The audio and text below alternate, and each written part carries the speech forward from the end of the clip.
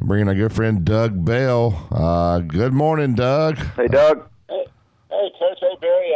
I'm still down here in Florida. I'm going to watch the St. Louis Cardinals play the Minnesota Twins today before I fly That'll home. be fun. I'll tell you what, that golf tournament was water, water, water, none to drink. You think if Zach Johnson starts off 4 under, ends up 13 over. 4 under, ends up 13 over.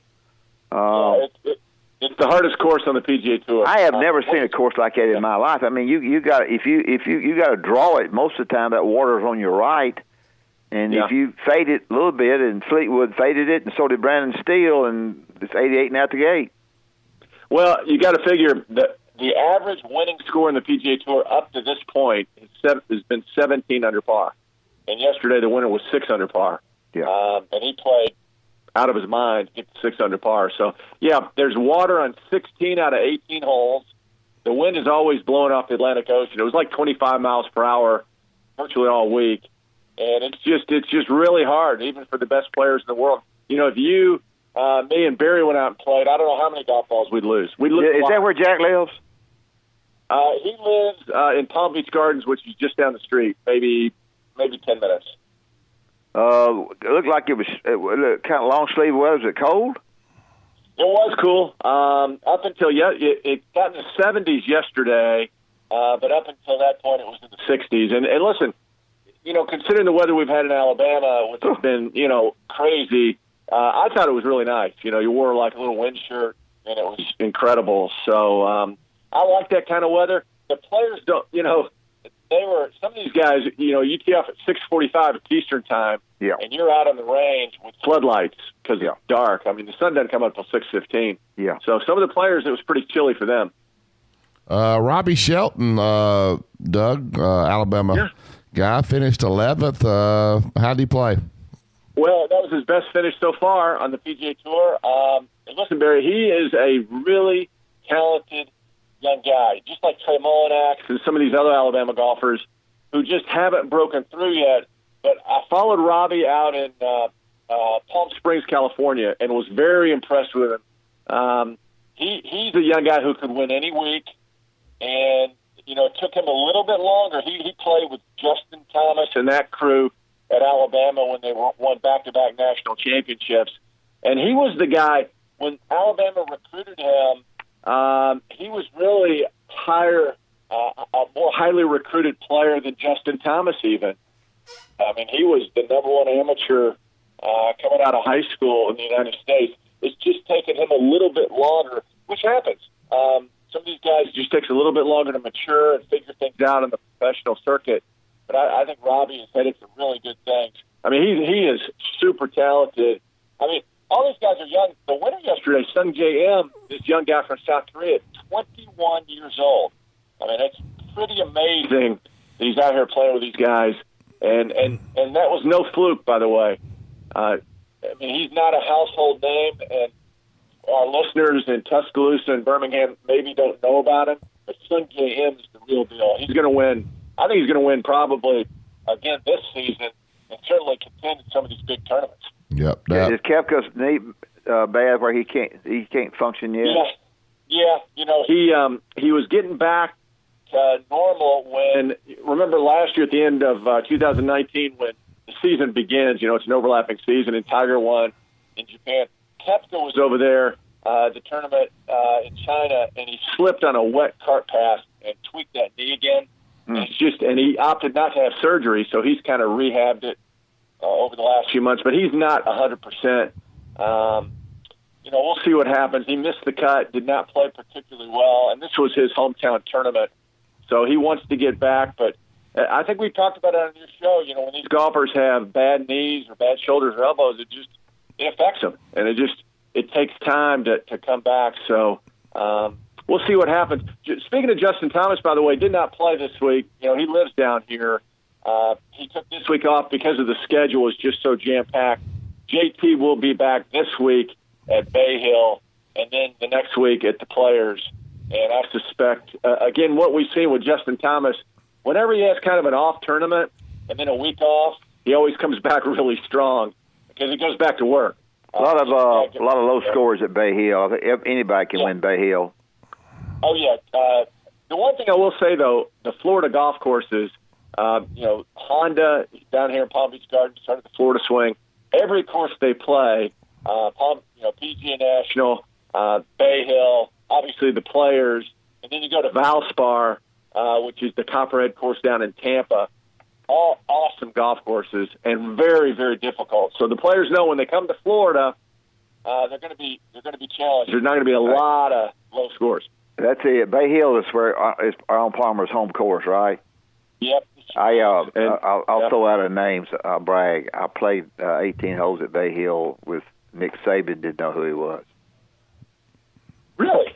Yeah. He was a defense coordinator at Michigan State, and he walked up to me. I didn't know him, and he said, "You mind if I play with you?" I said, "No, I'd be glad for you to." We played 18 holes, and after it was over with, he shook hands with me, and we shook hands, and we've known each other a little bit ever since. Wow, what a story that is. Yeah. Doug, who's more successful right now, Nick Saban or Dad getting to do the show with me and you every Monday? They're both climbing the ranks, aren't they?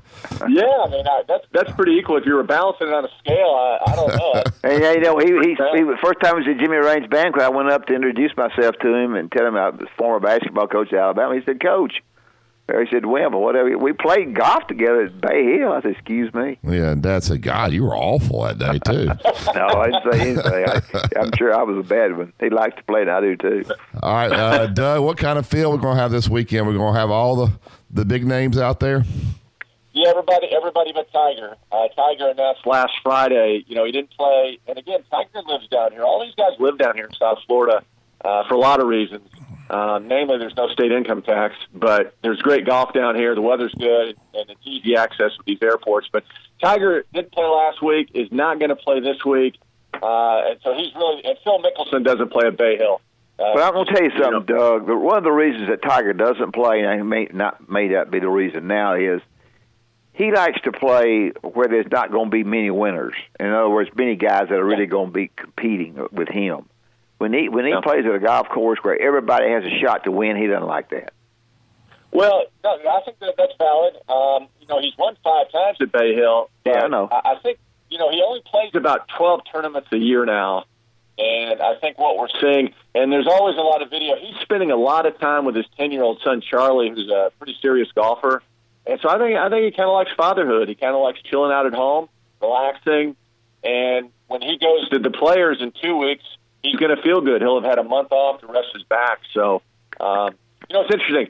Tiger plays 12 tournaments a year, and this young guy, Sung J M, who won yesterday, over the last 17 months, he's played in 48 tournaments. Think about that, guys. Over a year and a half, 48 tournaments. And they say he practices 12 hours a day when he's not playing in a tournament. So I don't know if he's leading to a burnout thing or not, but there's not many guys who practice 12 hours a day and virtually never take a week off. But that's what this young guy, Sung J M, is doing right now. 12 hours a day? That's what they say. Yeah, he's just a fanatic when it comes. He's kind of like Vijay Singh was when he was a young guy, even though Vijay still does that crazy working out and practice. He didn't make the cut either. No. They call it age. Yes, I think it's caught up with Vijay. But it's fun, guys. This tournament down here, the crowds were incredible, and you didn't have some of the bigger names, Justin Thomas and Rory McIlroy and Tiger didn't play. That didn't bother these folks down here. They came out in droves. And the weather, even though it was cool, it was really nice. And they like to come out and watch these golfers. And even though they struggled, it's funny, at 15, the par 3 is the big bear statue. Yeah. And that's where they have the quote and a plaque, this is where the tournament begins. You win or lose it at the Bear Trap, the Jack Nicklaus quote. But Stuart Sink said yesterday they ought to move the plaque to the first hole because he said every hole out there is the Bear Trap. I mean, it's hard. These guys, when the average score is over par, that does not happen very often. Now, the penalty comes where you cross the hazard. Is there ever a disagreement on how you cross the hazard or why? I mean, problems there. Oh yeah. And that happens a lot in this course. Again, 16 out of 18 holes have water that come into play, and you have to determine where it goes in the penalty area. And you call your playing partner over, and you confer. There were threesomes the first 2 days, twosomes the last 2 days.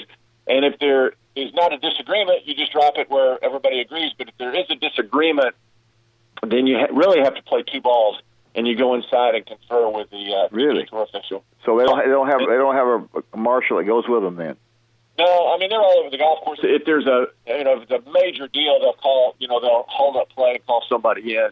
But normally the players come to an agreement. All right, where did Fleetwood hit from when he hit that ball in the water on the second shot? Well, he hit his drive 305 yards, and he had 235 to the hole. The wind was in his face. Yeah. Needed a birdie to force the playoff, an eagle to win, and I kind of questioned going at it because the wind was pretty stiff. But he went for it, put it out in the water, ended up bogeying the hole, and actually finished third with the bogey. So, and that cost him some money. Brandon did too. Brandon Steele did too. Yeah. Barry, the winner of $1.3 million, and Mackenzie Hughes, who finished second, who had not made a cut up to this point. He won $750,000. Where's Mackenzie Hughes from? He's Canadian. He's from Ontario. Okay. And played. He'd missed 4 cuts leading into this week, and played really good. And made the cut on the number. Made a putt on the last hole Friday to make the cut on the number, and then go 66-66 on the weekend to finish second, his best finish of the season. So, has anybody told you? Do you know anything at all about the new strength coach at Alabama? Have you heard about that? I just saw it on Twitter. The guy from Indiana, and he certainly looks like a strength coach. Looks like he's been lifting weights for most of his life, like most of those guys. But I have confidence that Coach Saban's hiring one of the top guys in the country. I don't think there's any doubt. You think Coach knows what he's doing? Yeah, are you guys going to be at the basketball game tomorrow, or is that a silly question? I don't know. Hopefully, I'll play out. I may. Yeah, this last game of the season. Are you going to be there, Doug? Yeah, I'll be there, so I'll look for you guys. Yeah. Okay. Of course, you guys have better seats than I do, but I'll still look for. I'll be yelling for you from up top somewhere. Doug, they need to have you on press row. Talk about that. Nate Oates, you got John Petty comes out in a sling. But these guys just keep competing. They keep playing hard. They showed a picture after a video after the game, and Shackelford was out there shooting, and Quinley was running the steps after the game. So I think he's got these guys bought in, Doug, and these guys are gritty. They fight you.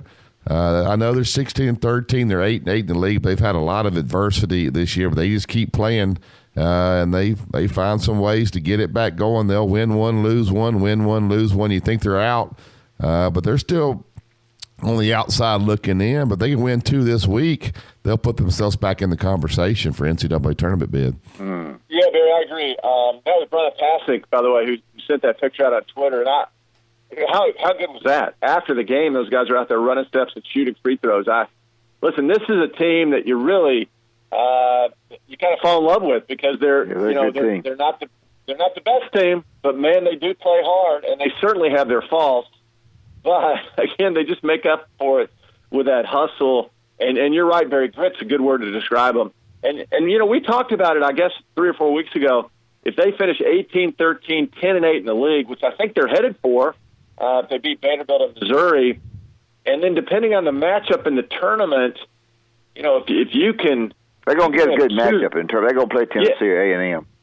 Well, the only problem for Alabama, though, and I think Dad's alluding to this, they don't have enough wins, and I'm talking about quality wins. They're only 2 good wins, or I'm saying quad one or LSU. The 2 teams you don't want to play. Barry's right. The 2 teams you don't want to play Arkansas and Alabama. I don't want, but right now Alabama, they show 7th on the list. They're only actually 9th because Tennessee and Arkansas have beaten them, so they jump up. But it could be my personal opinion.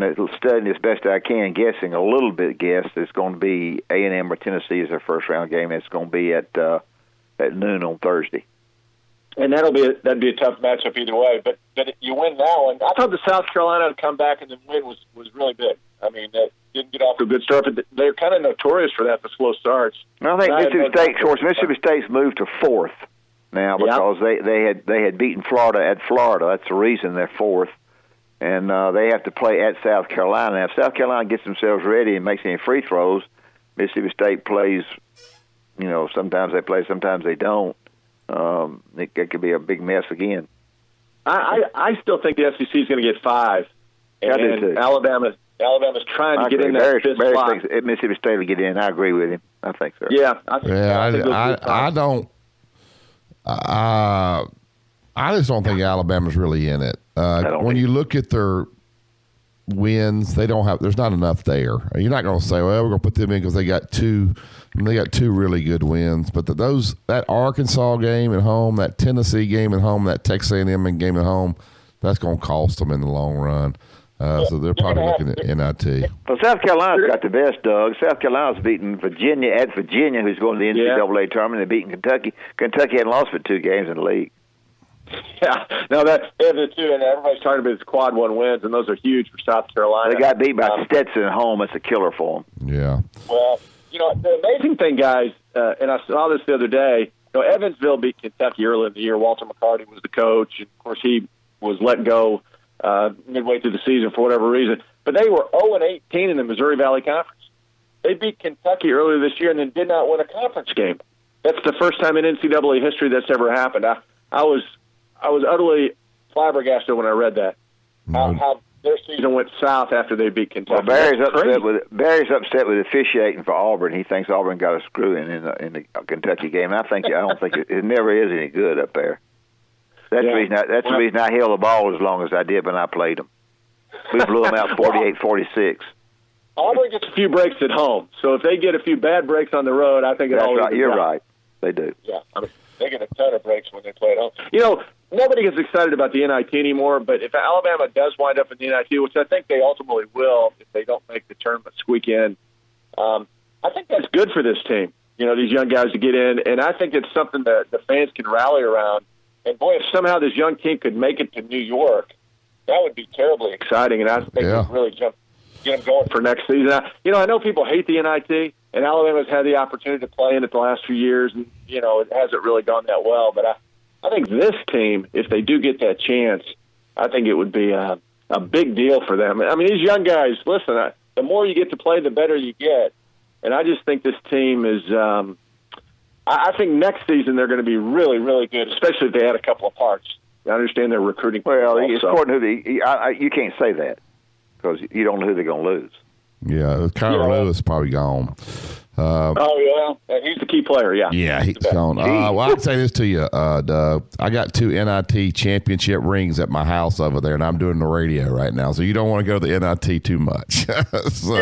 Not that Alabama, it's their first year, and I think it'll be a good deal for those guys, but with Coach Odom, we won back-to-back NIT championships. Doug, that's unbelievable. They won back-to-back, and they played everybody on the road trying to get rid of them. And they beat them all. And I'm doing radio now, Doug. So, anyway, Doug. Well, we're all doing radio, Barry. Yeah. Well, I'm just saying, I said. Doug, great stuff as always, my man. We'll look forward to talking to you next week. Yep. Talk to you from Orlando, boys, next week. See you.